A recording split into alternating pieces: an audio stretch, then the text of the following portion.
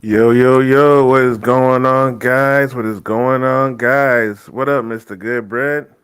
Oh, Yo, yo, yo, what? oh, I had to make sure I got the sound going. Good. Sounds going good. Man, I hope you guys are doing well. Hope you guys are being safe. Welcome to another episode of Men Operating in Reality. All right, guys. This episode, I wanted to talk about this woman. Um, well, So you guys seen the thumbnail? I'm talking about this woman named Nora Vincent. Um, I kind of started doing my research with her. I saw a few videos, people in the sphere talk about her, whatnot.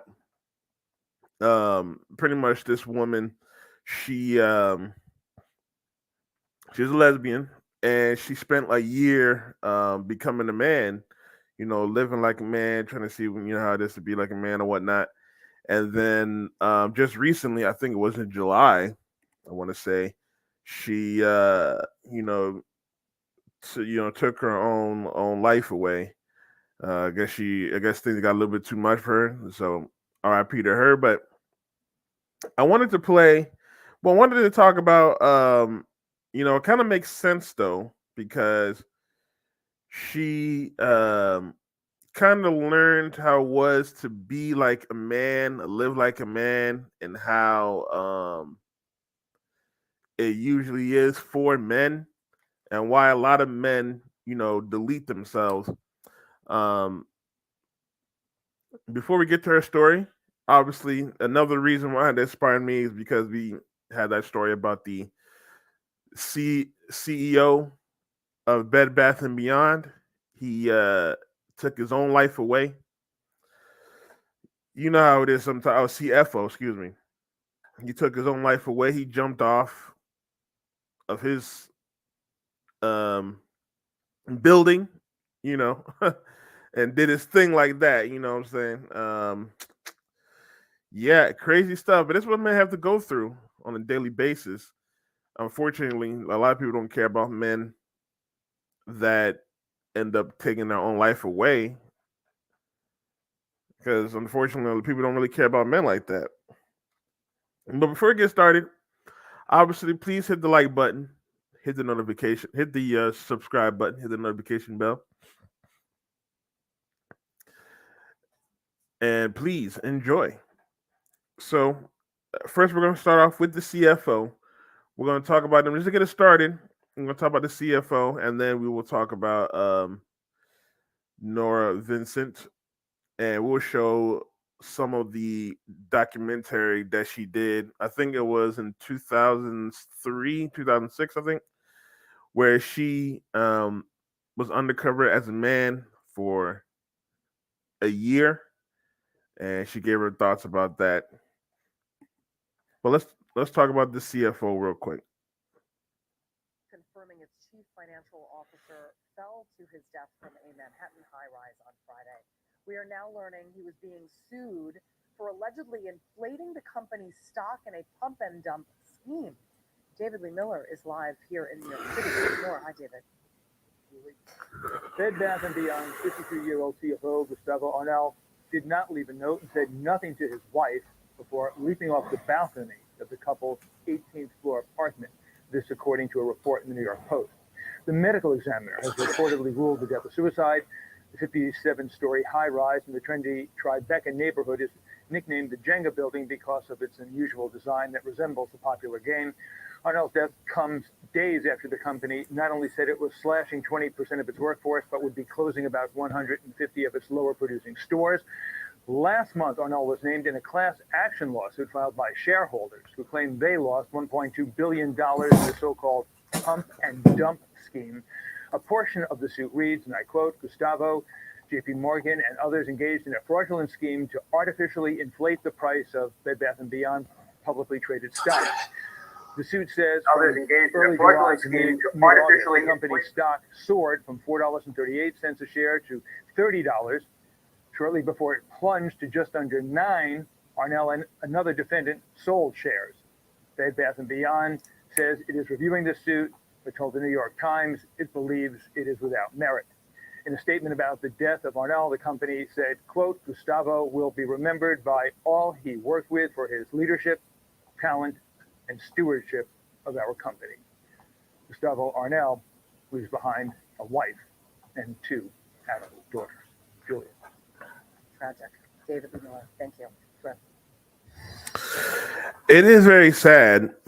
Obviously, the guy Gustavo, he did commit a crime or he was being sued and he just couldn't take it. And usually that's what happens to men when they can't take these problems. It doesn't matter what caliber of men. Obviously, you can see he was a CFO for Bed Bath & Beyond. He tried to play the game. Unfortunately, he lost. And unfortunately, that's what happens to men when they lose. When they're so big, when they get so big, and unfortunately they lose it all. He probably looking at jail time, prison time, maybe. He was losing his life. He lost his money. His family was probably going to end up being poor. He couldn't take the status of being a loser, so he ended up taking his life. So we're going to move on and talk about Noah Vincent again. RIP to her. She actually took the time out to become and know what it means to be like a man. And I believe she, she did take herself out. I know she took herself out, but I believe she did it because because the stress of what it's like to be a man, I think that kind of got to her. People don't really realize, men or women, they don't really realize how tough it is to be a man, especially in today's society, modern society, where you're always getting villainized. You're always getting you're always told that you're not good enough, even if you're average. You're told you're never good enough, and that could be very hurtful for a man. A lot of men, they become lonely because they think that they're not at a specific level that they should be. Some men become depressed, and unfortunately, they will either take it out on others or themselves. So we're going to show this video, this documentary called "Self-Made Man." I think they made a book of this. Noah Vincent chooses female privilege over male privilege. Ooh, let's watch. She's hardly a supermodel or movie star, but today, Nora Vincent is getting the full-blown glamour treatment. Nora's a writer, and one of these shots will adorn the cover of her new book. This wasn't just a stunt. This was about learning. This is a human project. It was about finding something out about the human creature. And I learned it the best possible way because I went through it. What Nora went through, or more accurately, what she became in the last 2 years, was a man. Yeah, a little bit shorter on the top. No, Nora didn't get a sex change operation. She did it the old-fashioned way, with acting and a disguise. At 5'10", 155 pounds, and wearing men's size 11 shoes, Nora was a natural. Growing up in the Midwest with her actress mother, lawyer father, and 2 older brothers, Nora was a tomboy with a flair for the dramatic. She says she's still a tomboy and, in fact, is a lesbian living in Midtown Manhattan with her partner, Lisa. I think we can work with this. Her transformation into the guy she calls Ned begins with a buzz cut, baggy men's clothes, and a too small sports bra to flatten her breasts. She even wore a little padding in a jock strap. I also tried to think, well, what kind of guy is Ned? And For the rest, she enlisted the help of makeup artist Ryan McWilliams. She just came to me and said, Ryan, I need to turn into a man. This hair smells naked, right? And so they came up with a method of shredding braided wool into whisker-sized bits and gluing it onto her face. Women have much stronger nasal resonance. And then there's the theatrical component. So just easy Tarzan out on your chest a little. Good. Juilliard voice teacher Kate Murray coached Nora for months on a program of movement. Damn, that's crazy. And speaking. I want you to be the best man you can be. All to incorporate some of the subtle and not so subtle characteristics of being a guy. Notice what men do. If they need to suddenly grab a taxi, hey, they just do that. Whereas women will ask for a taxi instead of the man. When all the pieces are together, hair, makeup, voice, posture, style, the transformation is complete.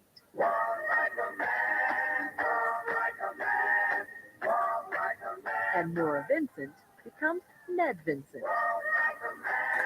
I'm not gonna lie, she actually look like a man. I'm not gonna front it with you on that. She look like a man. One of these shots will be the second photo on the book cover. The book, Self-Made Man, is out today and is about Nora's 18 months living as Ned. I wanted to enter male spheres of interest and see how men are with each other. I wanted to make friends with men. I wanted to know how male friendships work from the inside out. Ned's first act as a newly minted male was to join that quintessential bastion of camaraderie, a men's bowling team. The only problem was she's a terrible bowler. I probably bowled before this 3 times in my life, and that was, in high school when you do it with both hands, So it was just insane for me to walk into this place without any. And why didn't they just run you out of town when they saw how bad you were? It's an amazing thing because I think that shows you the generosity that they had. It was the first of Nora's many surprises. She thought these guys from a working-class Pennsylvania neighborhood would mock Ned's bowling and reject him as a guy. But from their first meeting, they accepted Ned. And here's the one difference about men that women love to get wrong. Women love, or people in general, not even women, honestly. Women love to think that men just hate on other people for no reason. They love to think that if you're not a good enough man, we're gonna hate on you. If you don't do nothing good, if you don't do nothing very good or whatnot, we're gonna hate you. We're going to talk shit about you. All the time, we're gonna admonish you. We're gonna do all that type of stuff. People think that that's what men do, but men don't do that. Especially if you're in a place where men are gathering together, we're actually very accepting of other people. Believe it or not, but contrary to what the media likes to think, the media loves to think that men just hate other men for some reason. Or if you're not a man enough, quote unquote, that we will hate on you and we'll outcast you. But that's not the case, and you can see later on that why it's not the case in this documentary. Unbelievable! It blew me away the first time I shook hands with a guy, a strange guy, and I was amazed because you think of women, we're so nice, we're so easy, men are so mean. Complete opposite. Hey, baby. And I felt as comfortable as I could feel right away. They just took me in. No questions. Mm-hmm. This is the first That's what men do. guys are coming face to face with the female version of Ned. Would you have known me on the street? No. No. Good. You're taller now, remember? Yeah, I know. You're shorter. What happened? Though they've known about Nora's identity for months, How are you? Congratulations. this reunion is their first chance to talk about their friendship. But you guys have said there wasn't that game that the person who didn't make it to 100 had to wear women's panties at the end of the season. And I'm going to give you guys the shock of your life. That's funny. And gradually, Nora gained entrance into the inner sanctum. She found that all the cussing and good-natured ribbing is just how men often show affection for each other. Exactly. Excuse me. What people don't like to realize, excuse me, sorry. What people don't like to realize is that when the men, the way we show affection is we'll talk shit about each other. You know what I'm saying? We'll me and one of my good friends, he lives in Chicago now. Me and him always used to make gay jokes against each other. Hilarious. Even though we're both not gay. But we would just make fun of each other. We wouldn't do it in a harmful type of way. We just be joking with each other. And that's how men do it. Men roughhouse. Men, we make fun of each other. We talk shit about each other in front of each other. That's really like, honestly, if a man is not making fun of you in front of him, in front of each other, I don't know. He might not like you, bro. But we you know what I'm saying? We make fun of each other in front of each other. You know what I'm saying? Like, this is how men show affection. We show affection by roughhousing. We show affection by shit talking, cussing at each other. That's what men do. Unfortunately, we have to act different. Women, when we're around women, I remember seeing this at Fresh and Fit. When we're around women, we got to act differently because women cannot take the same jokes as men can. If okay, a man could say again a gay joke to another man, but let a man say that same joke to a woman, and obviously not gay. It'd be a joke of a man, having sex with a woman. Let it be that instance. She's gonna be mad. If it's a coworker, she might tell the boss. She might shame you online. It's just different the way men hang out with each other than the way men act when women is around. All right, let's continue. Oh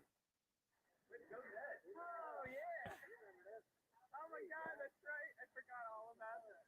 Did you know, based on watching her bowl? I mean, the joke was she bowled like a girl. Well, we had our suspicions today. These guys. Maybe they just everybody else. Really? Yeah, everybody has their own style. Right, but my style was. Her style is that. Yeah, all those different styles. And listen to how they kind of they even thought the Ned character was gay. They didn't even think that it was a girl. They just thought it was gay. And look how they were still accepting of him. They didn't shame him for being gay. They didn't hate him for being gay. That's another thing. They love to say that men are homophobes, all that type of stuff. That men hate gay men. Well, it's far from the truth. It's far from the truth. There's actually there. I'm not gonna really explain. People know why. If a gay man gets attacked, why that happens. But men don't really care about your sexual orientation as long as you're a good guy, as long as you're not hurting nobody. So see how very accepting these men were of this person. I think she wanted to identify as a woman. I think she was a lesbian. I don't think she was trans. I think she was just lesbian. But look how they were accepting of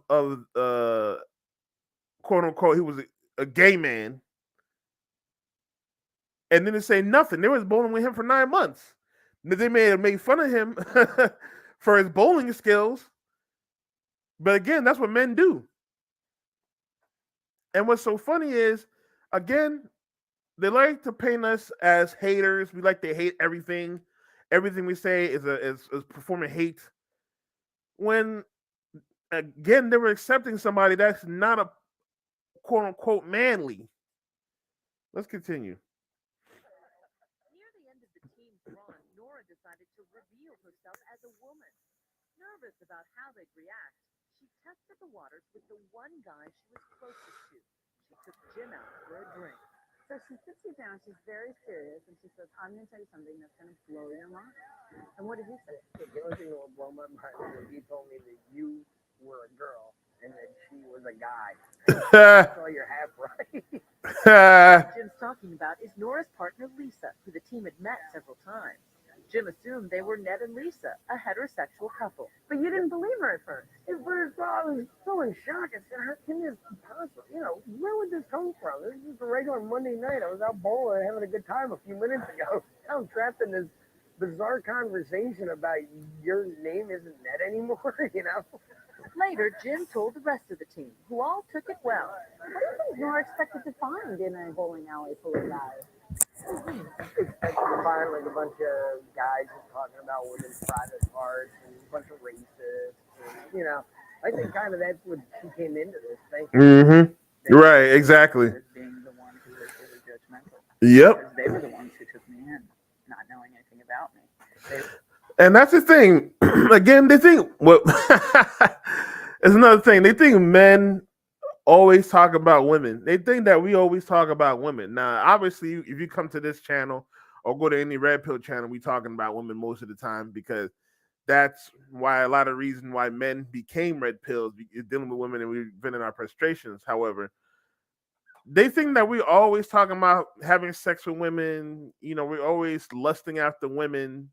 We're always talking about we hate this group, we hate that group, we don't like feminine men. You know that they think that's what we're talking about all the time when we're together. Like, nah, a lot of times we're talking when we're talking shit about each other until we're just having fun. You know, just chilling. We just talking. Maybe we might vent some frustration, but we're just talking to each other. You know what I'm saying? And that's the thing that women and that's the thing when women in society just don't realize about men. They want to paint men as men that hate and men that need to change and men they need to open them about their feelings and all that dumb stuff like that. I think men need to be like that and they're like portraying the media be feminized, but that's not the case. Men the masculine the man, the more overstanding the man is. The ones that you guys talking about, those are the feminine men because those are the ones that are in their feelings. They were the ones who made me their friend, and no judgments attached.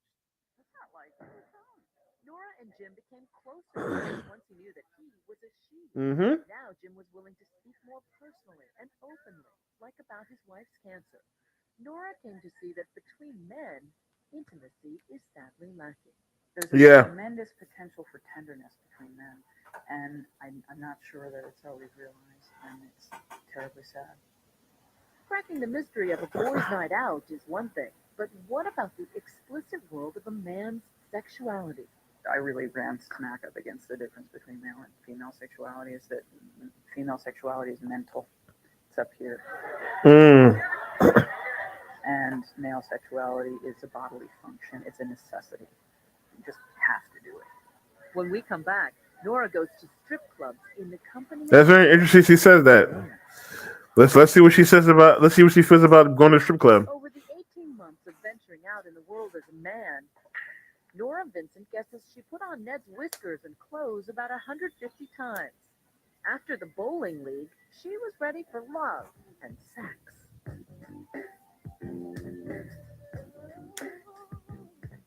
You went to a couple of sex clubs. What were you trying to get at? Well, at first I thought this is sort of the quintessential guy thing to do, right? The bachelor party at the strip club. When I told people initially that I was doing this, they'd say, "Oh, you got to go to a strip club." She says, I have a funny story about that. I had a friend who had a white girlfriend from Canada who never really been out to the strip clubs like that. So I remember we went to the strip club, and I specifically remember her saying that she thought men were out in the strip clubs pulling their dick out, masturbating to women dancing. Then that's what women think, and this is what women think about men. We think that they're so sexual that we pulling our penises out and jacking off to women dancing in front of us. A lot of times men go to the strip club not even to deal with the dancers, just to sit and talk. Some strip club be having good food. Some people go in the strip club for the food. You know, there's a lot of different reasons why men go to the strip club. It's a nice getaway, just to go get away and get out of the house for a little bit. Go to the strip club, and that's the thing. Again, they think about men. They think men are just very all about sex, and they think men is all about disgusting sex. It's so weird how they put like negative like connotations with sex on men. and lacking in intimacy, which leaves men emotionally frustrated. I saw the men there. I saw the looks on their faces. I saw them sitting alone, nursing their bourbon. And this is not about appreciation of women, of course. It's not about appreciation of their own sexuality. It's about an urge, and that's not always that pleasurable, really. These guys who go to these high price clubs would say this isn't about pain, it's about pleasure.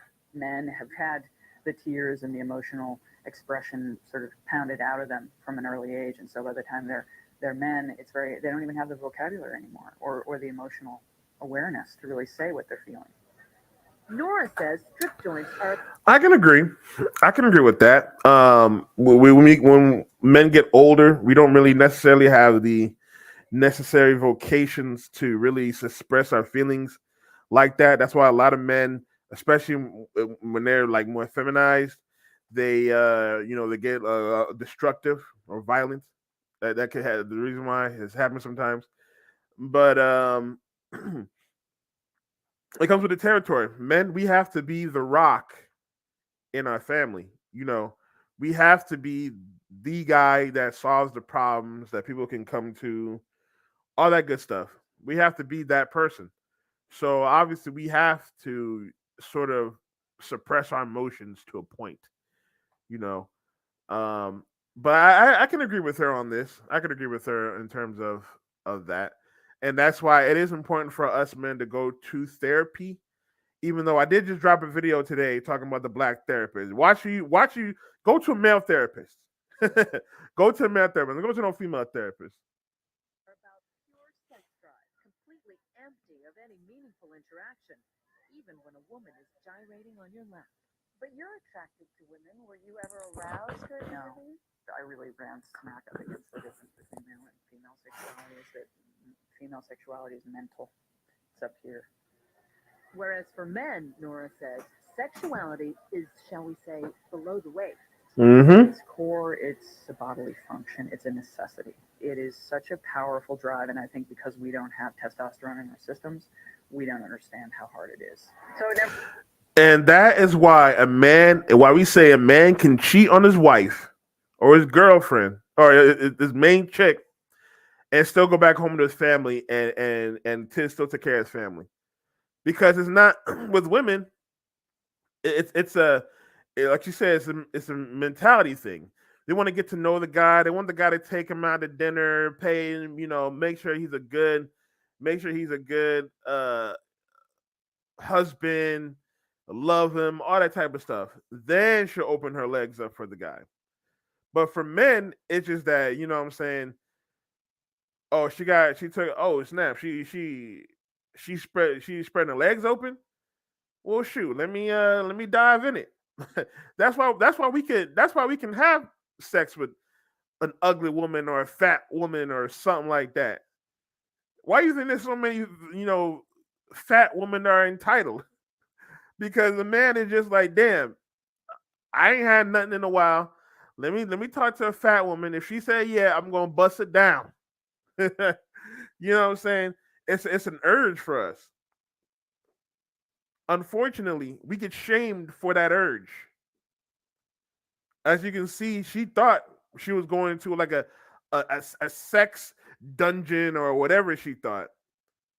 But then when she went in there, she know there's just men just sitting there just chilling. Just they're not even what I'm saying, not even too much enjoying the strippers. They just been you know having just by themselves, just chilling. Ever gets cold? Were you back in Australia? Throughout the project, Ned dabbled in the art of picking up a woman. Where'd your friend? We went with him to this bar wearing hidden cameras. It's my friend JC. I'm Ned. Nora was reminded that in this arena, it's women who have all the power. We sit there and we just with one word, no, will crush someone. And the thing is, we don't have to do the part where you cross the room and you go up to a stranger and say the first words. And those first words are so hard to say without sounding like a cheese ball or sounding like a jerk or whatever else. And what do you Exactly. Women don't realize how much courage it takes to just walk up to one just a regular a person, and then two, a woman, a beautiful woman that you find very attractive. You gotta know what to say, how to say it. You gotta go up smooth. You gotta look good. You gotta smell good. You gotta have the right credentials, which means you gotta you gotta look good. You gotta have money. You gotta make sure you got money. Go and talk to her, and then you don't make sure you don't sound cringy, all that type of stuff. And then no is not even the worst of it. She could just say no, and a lot of times that's the best she could do. The worst is she could what's it called, nuclear rejection. Back when you were younger, they would laugh at you. They might laugh at you. They might call you ugly in front of their friends. They might shame you. Now, I'm not saying that men don't deserve this when they send D pics to women on Instagram and stuff like that. But how many times have you seen a woman shame a man by showing the message when he sends a D pic? How many times have you seen a woman shame a man on Instagram when they have men this was saying, "What's up, sweetheart? How you doing?" DMing her. They want to say, "Oh, this man, it was in my DMs." They do all that shaming tactics. When you even try that, when you're not even you're not even done nothing, but just say hi.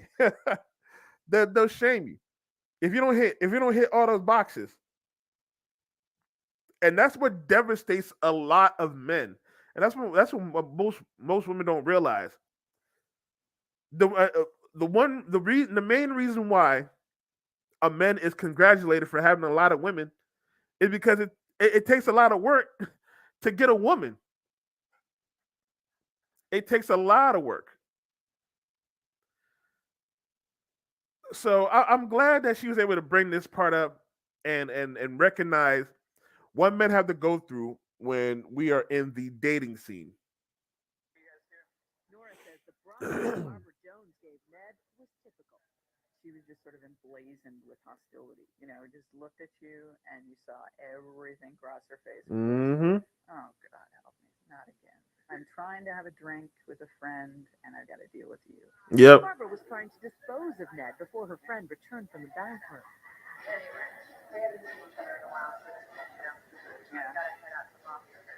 But Ned returned and told Barbara the truth about her gender. You gave us all the lines, like, try to get rid of us. And as a woman, I have such sympathy. I'm like, oh, I hate being this guy. Get rid of him. Talking to a woman, Barbara seemed more open and friendly. Yep. And in the end, actually apologized for how she had treated Ned. So I'm sorry. Because low key women have contempt for men. This is what men have to go through.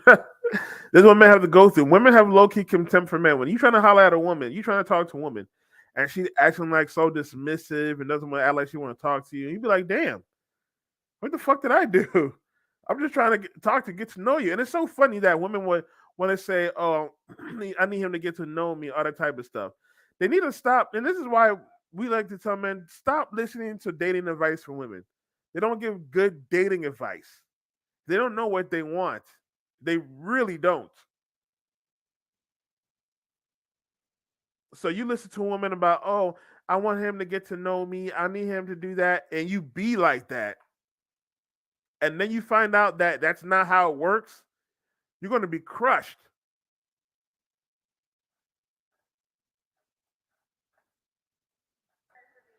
Please. Does that kind of living in the skin of a woman between the bar scene and the dating scene give you a different kind of respect for men? It gives me a certain definite sympathy. Uh, and I don't mean that there's any disrespect, but it just makes me understand what's going on. Nora, as Ned, also went on about 30 dates with women, mostly arranging them on the internet. Mm. Fun? Rarely. Mm. Unpleasant. Yeah. She says the pressure of Ned having to prove himself was grueling. Nora was surprised that many women had no interest in a soft, vulnerable man. Yep. My prejudice is the ideal man is a woman in a man's body.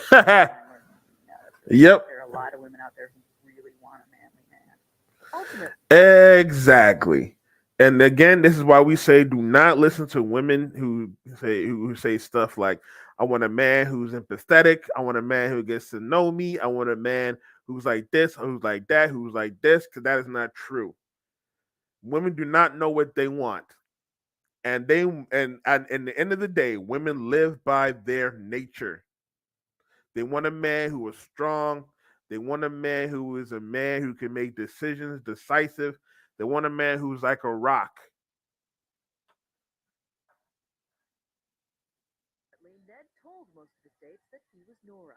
Many of the women reacted angrily, but usually just for a little while.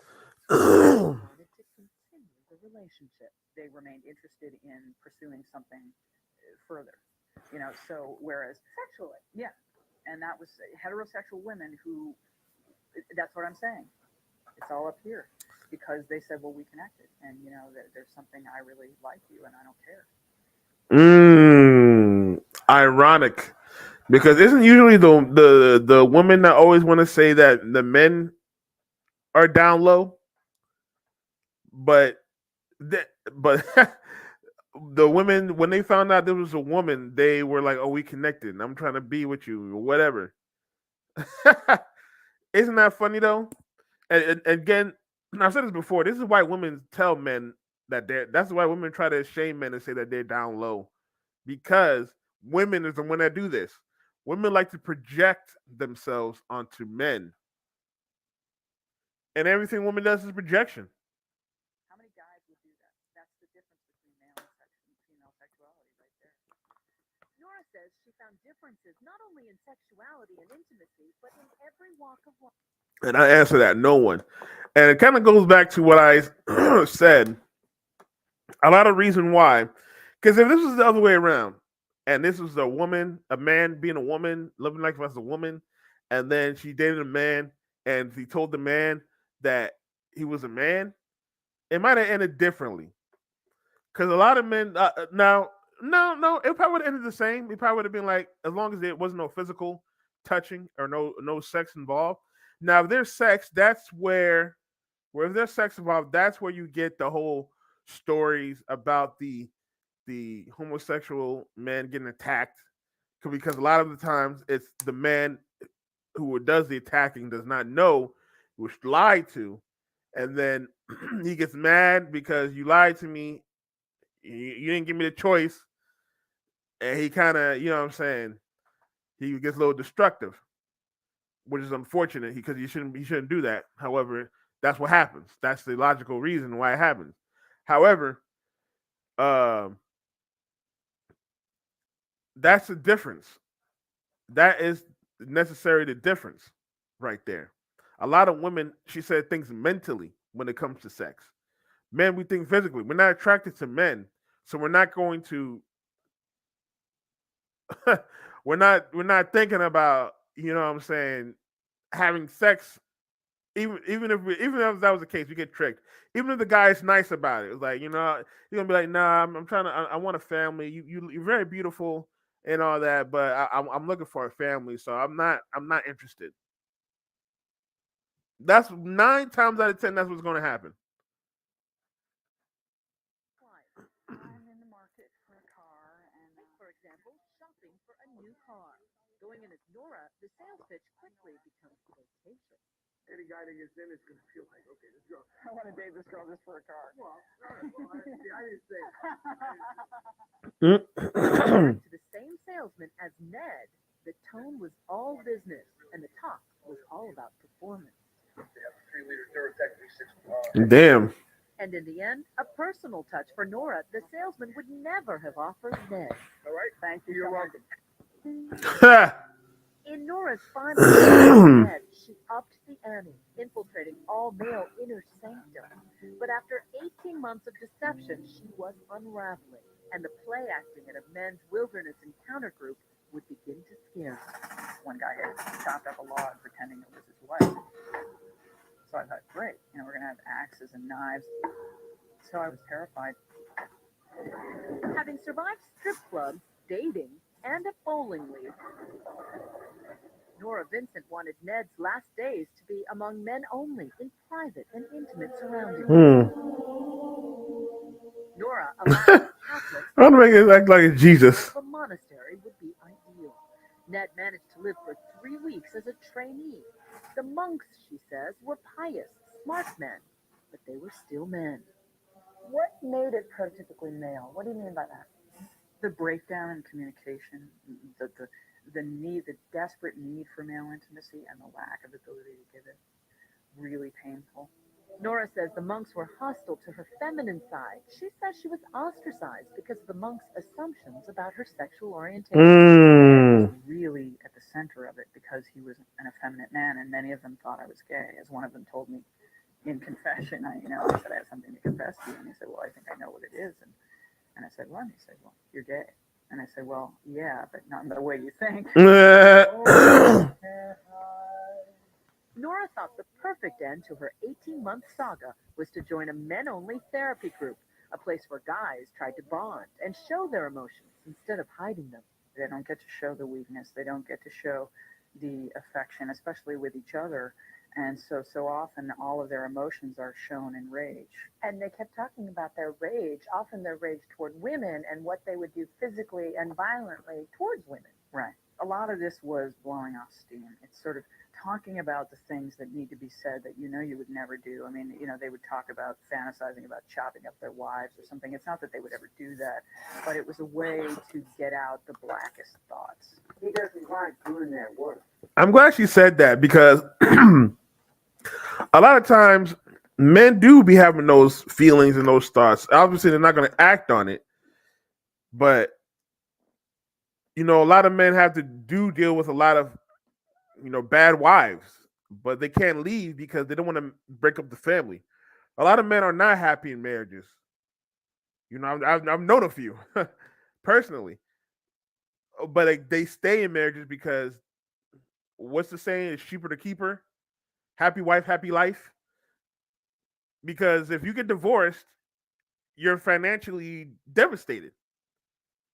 So obviously, they want to make sure they keep everything together. Men want to make sure they keep everything they built.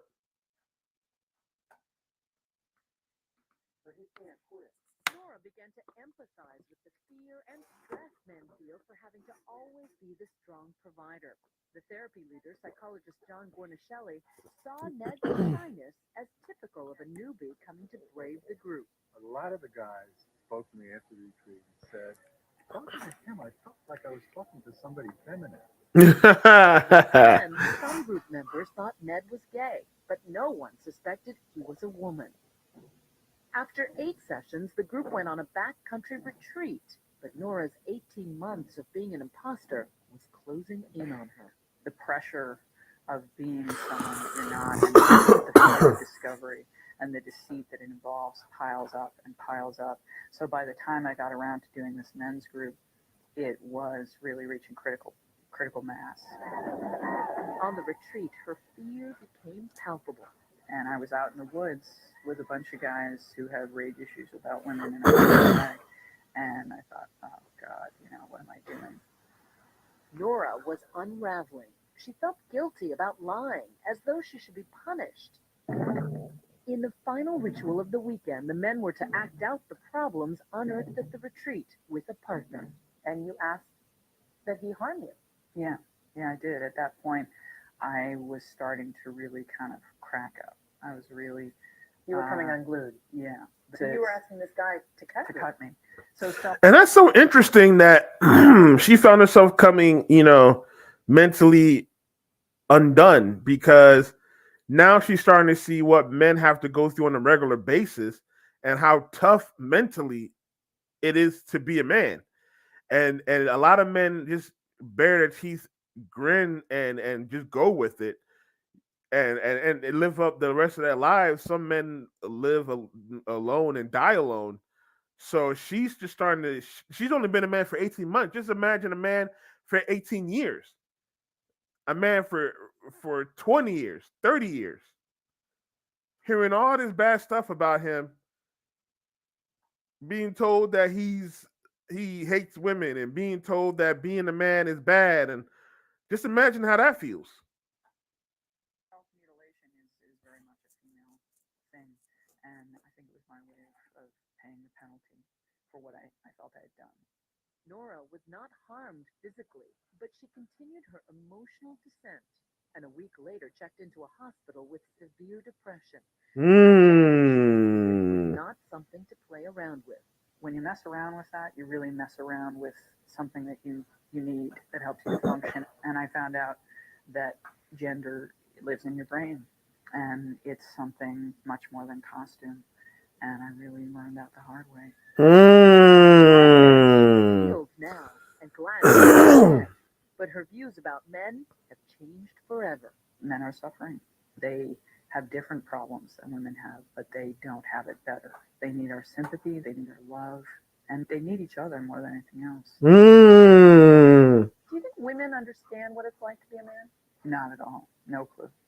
No idea. John Guarnaschelli thinks Nora's conclusions that men are just as emotionally vulnerable as women are important and will be taken seriously because they came from a woman. I said to her, this is going to be revolutionary because it's been looked at as though men were the perpetrators and women were the victims. This is not And a now, safe one place last to identity guard switch. yourself. Guarnaschelli has never come face to face with the real Nora. Hi, John. I'm Nora. Hi. It's Wow. And both John and Nora are happy she is a she. The irony is not lost on Nora that it took a trip into manhood to help her appreciate her own femininity. I'm so much closer to myself than I ever was that I really like me. I really like being me, and I really like being a woman. Did you like being a woman before, Ned? I did, but I like it more now because I think it's more of a privilege. Yep, she is exactly right. It's more being a privilege being a woman than being a man. And we keep saying this. And shout out to her, R.I.P. to Nora Vincent. Unfortunately, she did take her own life, and unfortunately, that's a fate a lot of men have to go through. So R.I.P. to her, but I appreciate her for actually becoming a man, actually being in our shoes and living that life, just so she can know what we go through. Because again, and unfortunately, that guy, what he said that it's gonna be revolutionary. eh, that was 2006. It's 2022. It's gotten worse. I'm sorry, my man. It's gotten worse. Unfortunately, it's gotten worse, and people still don't care about men's feelings. And I'm gonna show one more video before we leave. One more video. If you guys remember, this happened. This is kind of the fate of what happens when a woman tries to become a man. Now we saw, obviously, Noah Vincent. She actually became a man. She lost her. She lost her mind pretty much, and she said something about the gender is more than just a costume, and I definitely agree with her on that because a lot of women, even though they don't try to become men like as Noah Vincent did, they still try to act as if they were like men.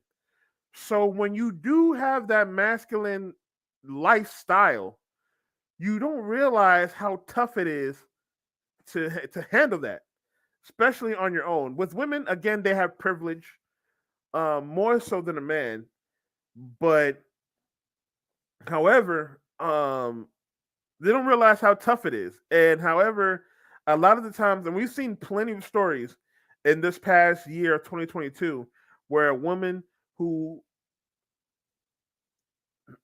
acts masculine, they have either taken their own life or taken other people's lives.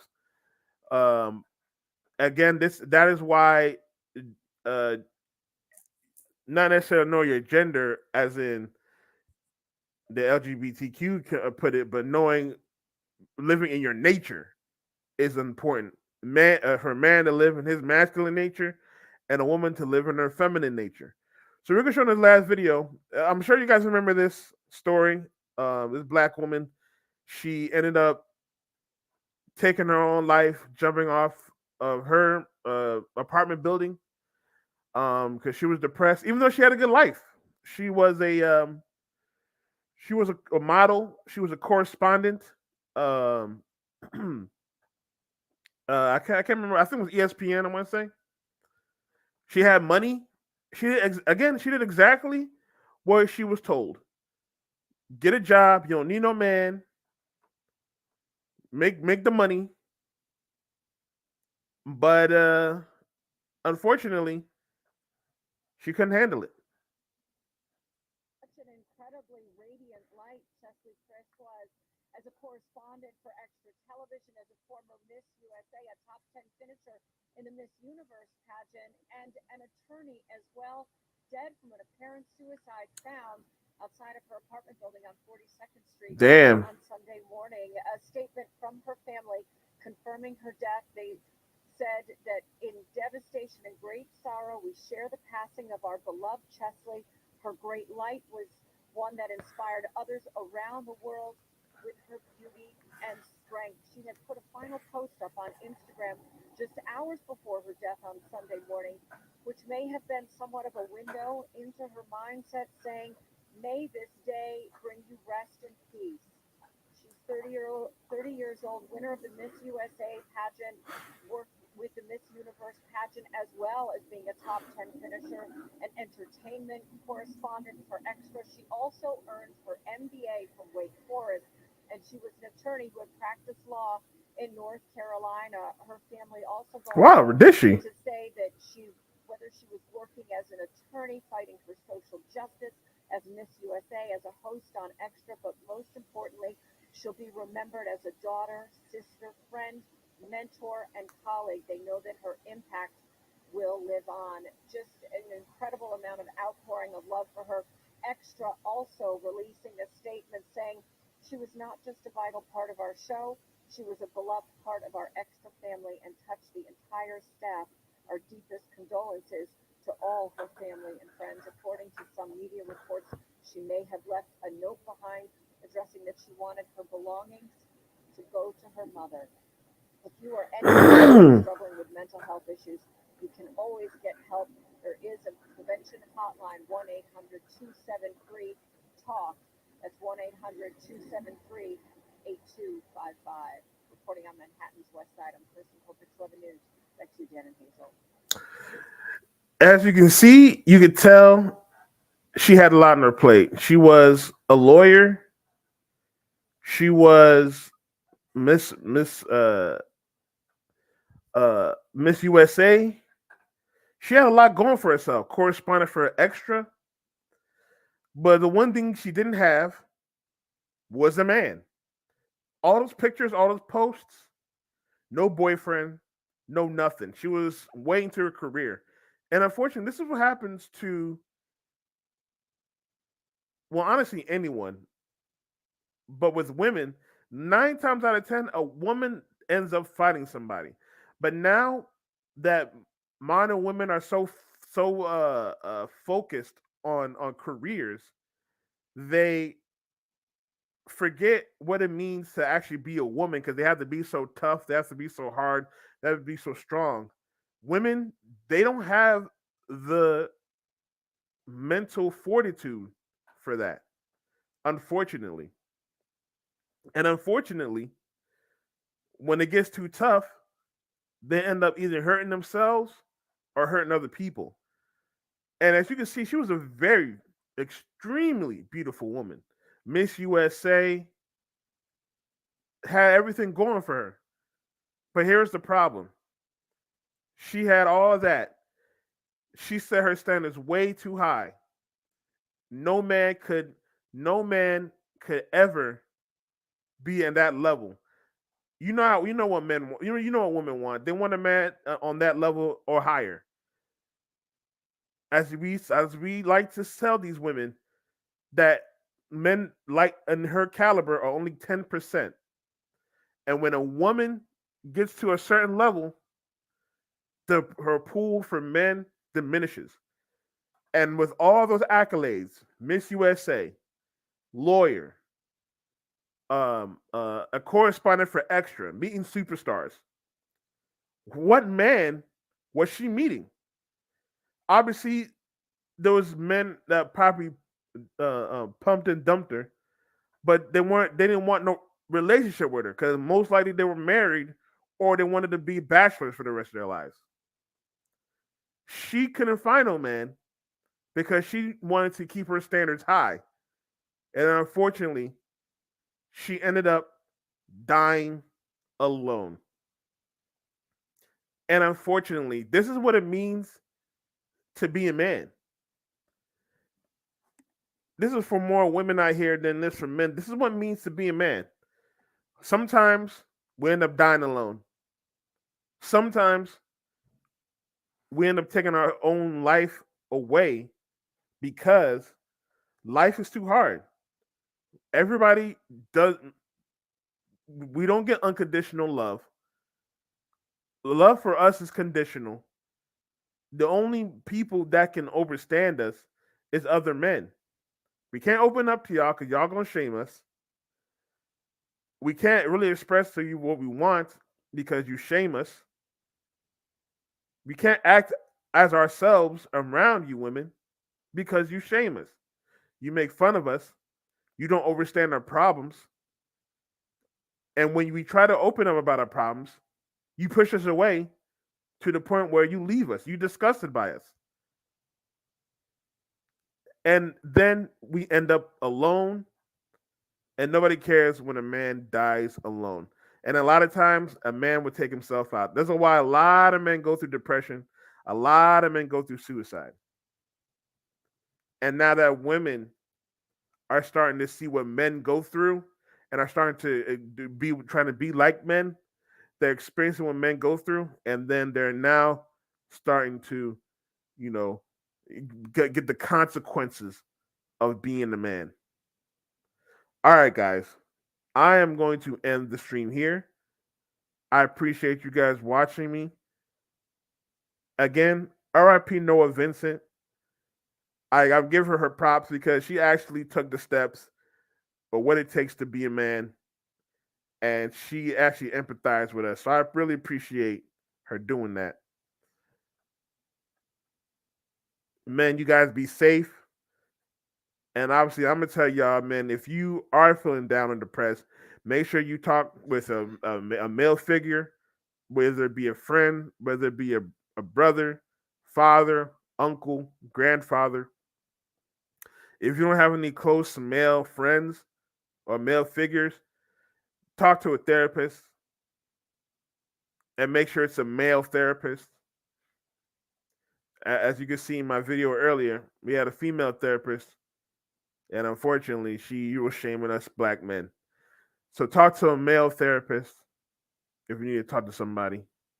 You guys be safe. Again, hit that like button.